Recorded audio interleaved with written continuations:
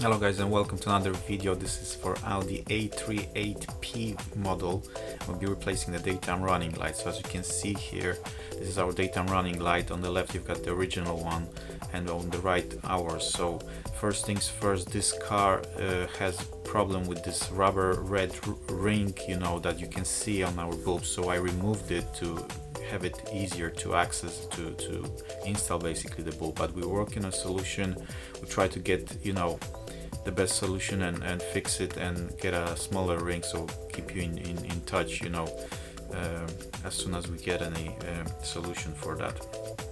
So if you struggle, just remove that red rubber ring and just install it without it into the headlight. There's still a cover.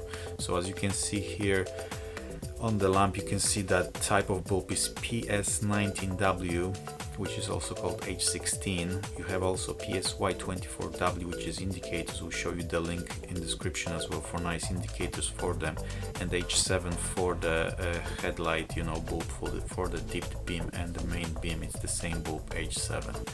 So you can see all the details when you open the bonnet. So you open the bonnet, you open the flap for the bulbs, and you've got access to all of them here basically.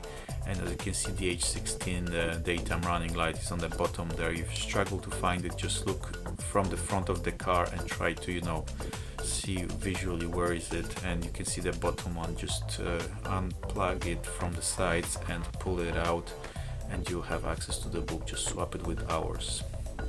So as you can see here, it's pure white light. Even in the daytime it's still nice and white light.